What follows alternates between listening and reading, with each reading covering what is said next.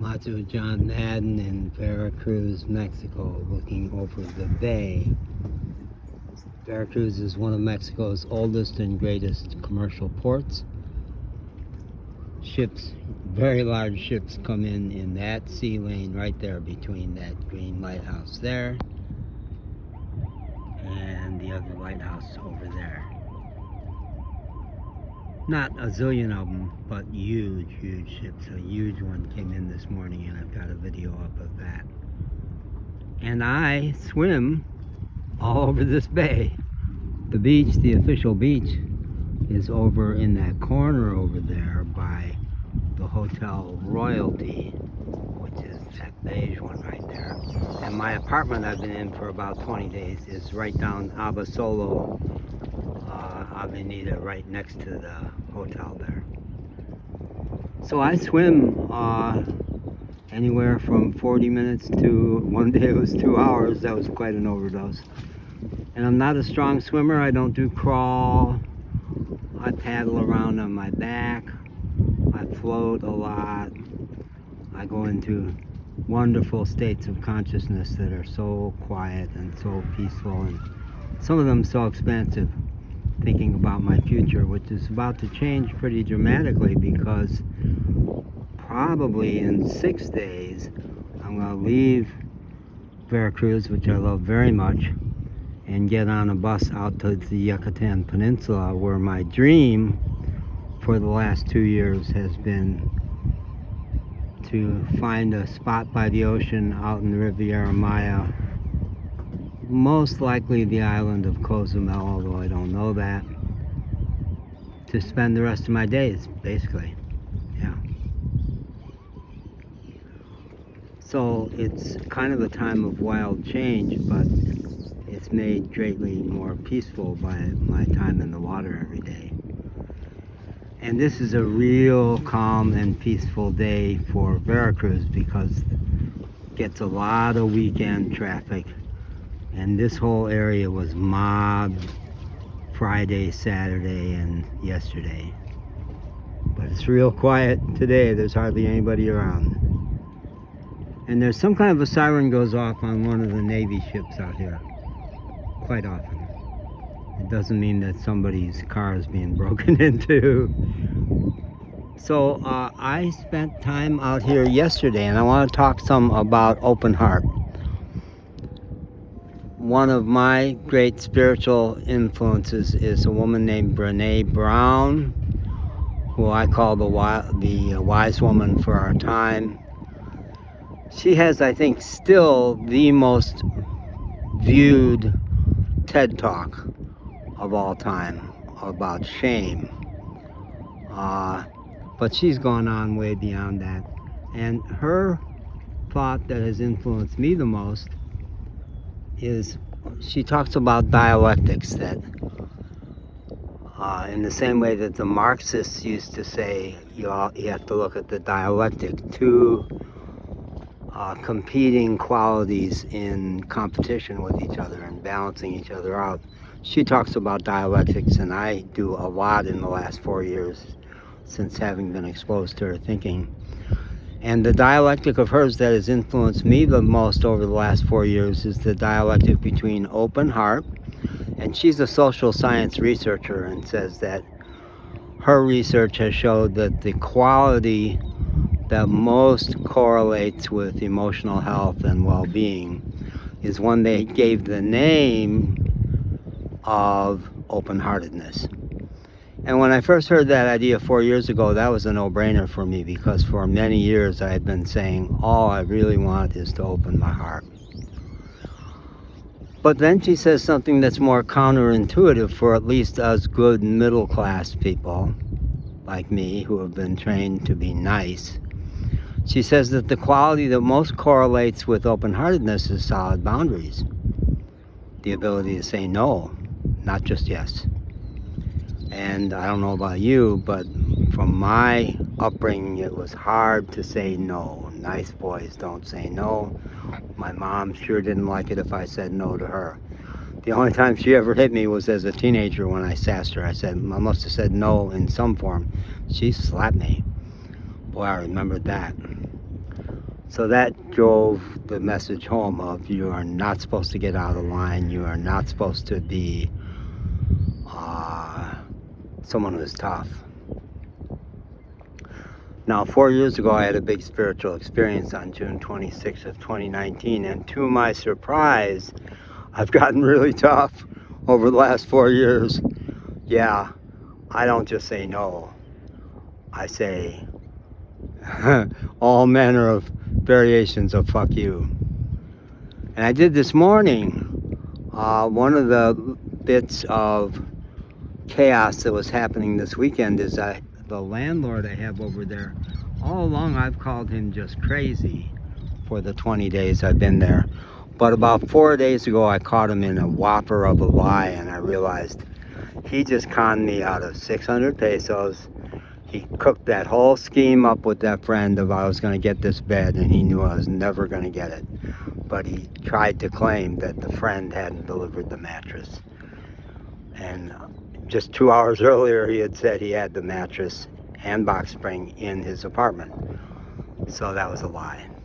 And I realized all my friends who used to live here, who got me into this apartment and who moved out because they couldn't deal with him anymore and went to a different part of Mexico, they said, don't trust him, he will lie, he will steal. And I realize now that's true. So this morning, when he issued me an order from his balcony, which adjoins my balcony, my response to him was, it does not work to try to tell me what to do because nobody gets to tell me what to do. And that's true. That's true. Nobody gets to tell me what to do. If you've got a gun pointed at me, and I've had this experience, I will get off your land because I'm not sure you're not going to pull the trigger, but I will insult you on the way out. That's exactly what I've done in 2 different situations. I insulted the person on the way out. You won't humble me. No. So open-heartedness. The open heart part. Yesterday I had an encounter with a woman who 3 months ago I fell for. She runs a store here in Veracruz. And over the course of just 2 visits with her, culminating in me shooting a 1.5-minute video where I interviewed her about her business, and even though my Spanish is not real great, we flowed together in that video, and it's been seen by hundreds of people. And then I left. I went up to Orizaba, 3 hours up in the mountains, and it was only yesterday that she said to me, yeah, I've been watching those videos. I've been on, I did not know she was following my YouTube. She says, yeah, and they're mostly English, but she's been following them. And the other thing she said yesterday, in an encounter that included us exchanging WhatsApp numbers and photos, close range photos, and standing so close to her that I almost fell over in a faint. I couldn't breathe. She's so beautiful and she has such an impact on me.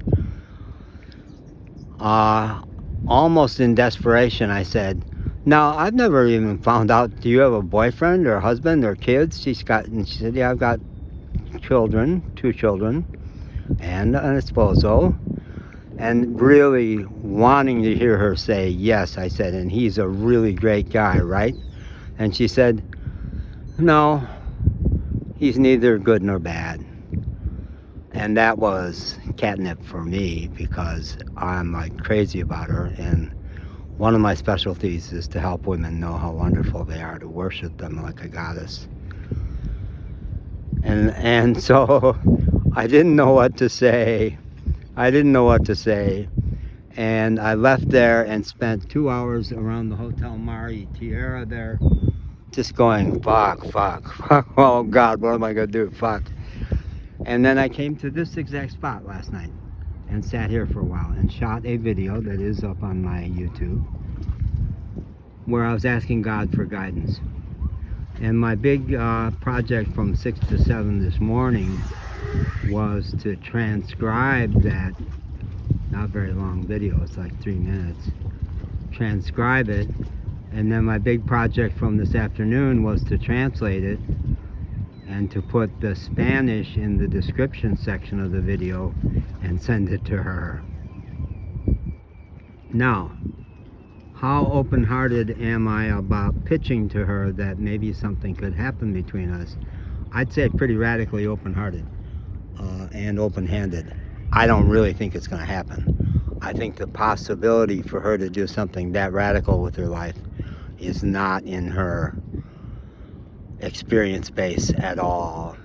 And I think her response will be somewhere between, oh, I wish I could, and he's a madman. He's crazy. What is he talking about? No, I can't do that.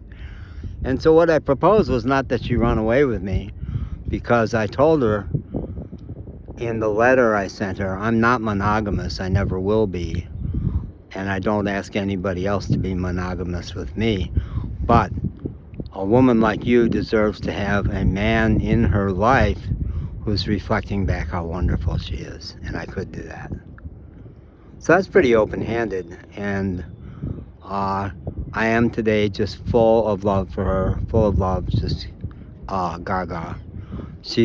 Her picture is the wallpaper in my phone. Yeah. My heart is very, very big, and it's going to stay big regardless of her response, which is probably going to be either no response or no.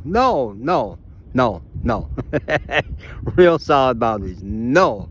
That's insane. Probably. And that's okay. That's not going to shrink my heart at all, because my love for her has nothing to do with her response. It's just, I created my love for her, along with how truly fabulous a person she is. And it's fine. It won't change. It won't change when she probably either doesn't reply at all. And she said that her store is open next on Thursday. It's kind of sketchy hours right now. And I will go back on Thursday, and then I'll leave town on Saturday or Sunday, unless she says stay.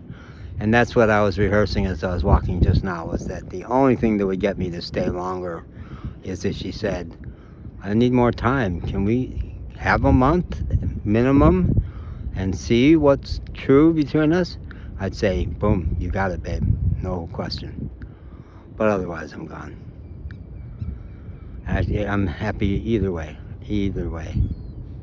Oh, it's so peaceful. I wish you could be here. Early in my travels, the last 4 years, I was signing some of my emails. Swami, having a good time wishing you were here. I wish you were here to experience this moment. And I'm glad that I'm here more than ever before in my life. And I am experiencing this moment even as I'm talking. The Spanish word for talk is habla. And I love to say blah, blah, blah, blah, blah, blah. I'm going to stop doing my blah, blah, blah, blah, and only be here for a while. And then something else will happen. Yeah. Thank you for listening. If anybody is listening, if anybody has hung in through this whole very slow video, happy Domingo, the Lord's Day, Sunday. Bye. Oh, it's not even Domingo. That was yesterday. Happy Lunes, Monday. Bye.